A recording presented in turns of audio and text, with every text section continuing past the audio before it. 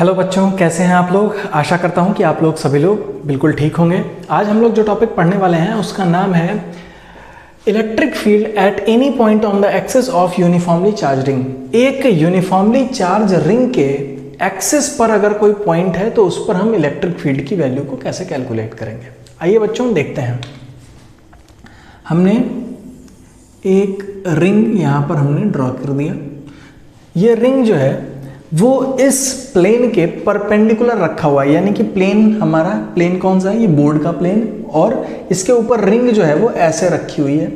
तो उसके एक्सिस पे, एक्सिस कहाँ होता है, एक्सिस जो होता है वो सेंटर से जाती हुई एक लाइन होती है। इस लाइन पे कोई पॉइंट P है, इस पॉइंट P पर हमको पता करना है कि इलेक्ट्रिक फील्ड की वैल्यू कितनी है, जबकि इसके ऊपर जो चार्ज है उसका डिस्ट्रीब्यूशन जो है वो यूनिफॉर्मली हुआ है, इक्वली जो है हर जगह पे चार्ज को डिस्ट्रीब्यूट किया गया है। मान लेते हैं कि इस रिंग के ऊपर जो नेट चार्ज है वो कैपिटल Q है।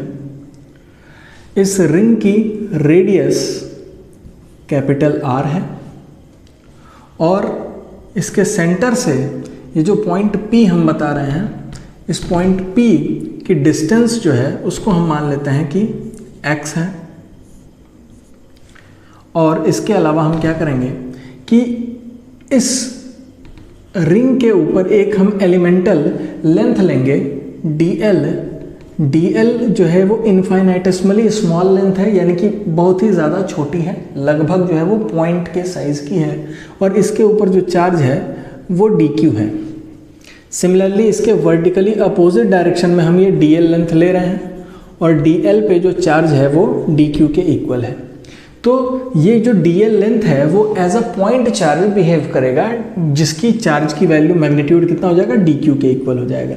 तो इस dq चार्ज की वजह से इस पॉइंट P पर सबसे पहले हम इलेक्ट्रिक फील्ड कितना होगा उसको कैलकुलेट करेंगे और फिर उसके बाद हम इसको इंटीग्रेट करके इसकी वैल्यू को कैलकुलेट कर लेंगे कि यहाँ पर कितना इलेक्ट्रिक फील्ड है।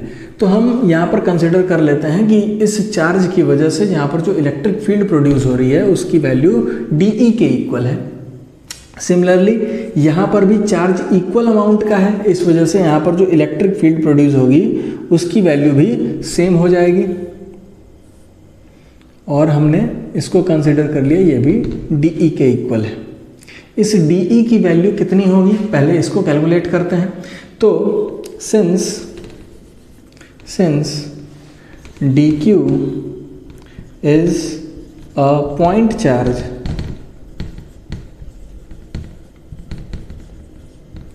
therefore dE is equals to किसके इक्वल हो जाएगा, 1/4 पाई एप्सिलॉन नॉट Q/r² होता है फॉर्मूला। तो Q की जगह पे हम यहाँ पर जो चार्ज है उसका मैग्नीट्यूड रखेंगे जो कि इक्वल है dQ के, और यहाँ पर जो डिस्टेंस है वो किसके इक्वल हो जाएगी, तो यहाँ पर हम पाइथागोरस थ्योरम लगाएंगे।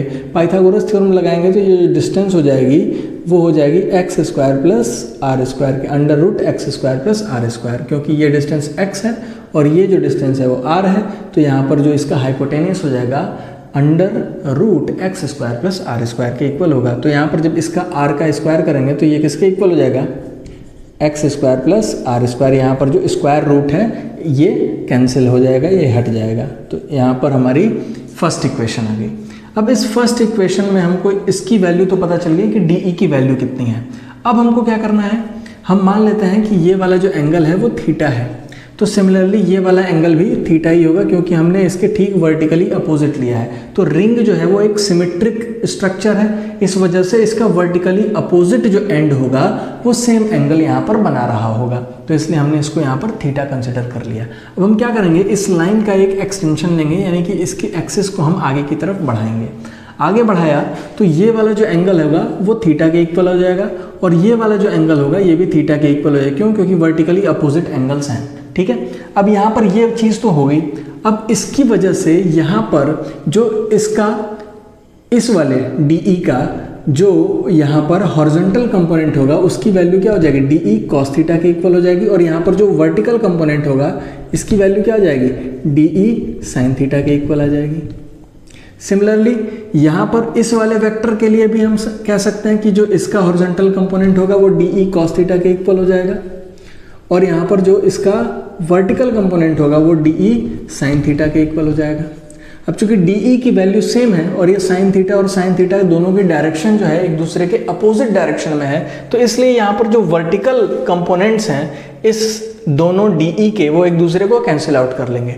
सिमिलरली अगर इसको हम दो पार्ट में तोड़ देते हैं और ऊपर के जितने भी हमारा यहाँ पर ये जो सेमी सर्कल बन रहा है, इस सेमी सर्कल के जितने भी एलिमेंट्स हैं सबकी वजह से यहाँ पर अगर हम इलेक्ट्रिक फील्ड निकालेंगे तो हम देखेंगे कि जो वर्टिकल कंपोनेंट्स हैं वो सारे के सारे एक दूसरे को कैंसिल आउट कर देंगे, ऊपर वाले रिंग के और नीचे वाले रिंग के। तो यहाँ पर केवल और केवल हॉरिजॉन्टल कंपोनेंट की जो इलेक्ट्रिक फील्ड है केवल वही बचेगी। तो इसलिए यहाँ पर जो नेट इलेक्ट्रिक फील्ड होगी, net electric field at point P E is equals to integration of d e cos theta, इसके इक्वल हो जाएगी। अब यहाँ पर डी ई कॉस थीटा के इक्वल हो जाएगी। यहाँ पर हमको कॉस थीटा की वैल्यू को कैलकुलेट करना पड़ेगा। तो कॉस थीटा की वैल्यू को कैलकुलेट करने के लिए हम मान लेते हैं कि ये जो पॉइंट डी एल लिया है ये किस पॉइंट पे है, ए पॉइंट पे है। तो हम यहाँ पर एक राइट एंगल ट्रायंगल देख पा रहे हैं, ठीक है। तो हम क्या लिखेंगे, in triangle AOP, triangle AOP में जो कॉस थीटा की वैल्यू होगी, cos theta is equals to क्या होगा, बेस अपॉन हाइपोटेनियस। तो बेस यहाँ पर क्या हो गया x और हाइपोटेनियस क्या हो जाएगा, root x square plus r square. तो यहाँ पर हो जाएगा root x square plus r square. ये वाला जो ट्रायंगल है इसमें x upon under root x square plus r square cos theta की वैल्यू हो गई। अब ये कॉस थीटा की वैल्यू को इसमें हम सब्सटीट्यूट कर देंगे। तो इसको हम इक्वेशन सेकंड कंसीडर कर लेते हैं, equation second. Now substituting the value of cos theta in equation second. Equation second में हम कॉस थीटा की वैल्यू को सब्सटीट्यूट करेंगे तो यहाँ पर ई की वैल्यू किसके इक्वल आ जाएगी, ई इज इक्वल्स टू हो जाएगा d e x upon root x square plus r square. और डी ई की वैल्यू किसके इक्वल है, 1/4 epsilon not d q upon x square plus r square के इक्वल है। तो यहाँ से हम ये भी कह सकते हैं कि e is equals to integration of 1/4 epsilon not d q upon x square plus r square into x upon under root x square plus r square, इतना हो जाएगा। अब यहाँ पर देखिए 1/4 एप्सिलॉन नॉट क्या है, एक कांस्टेंट वैल्यू है, तो ये इंटीग्रेशन के बाहर आ जाएगा। X square plus r square ये जो है एक लेंथ है, कौन सी लेंथ है, ये वाली लेंथ है। और अगर हम इस रिंग की बात करें तो रिंग से पॉइंट P जो कि उसके एक्सिस पे है, तो एक्सिस पे हम रिंग से कोई भी डिस्टेंस लेंगे अगर मेजर करेंगे ये वाली, तो ये सारी की सारी आपस में इक्वल होगी, ठीक है। तो इस वजह से ये x square plus r square under root x square plus r square ये भी जो होगा वो कांस्टेंट वैल्यू होगी, ये भी इंटीग्रेशन के बाहर आ जाएगी।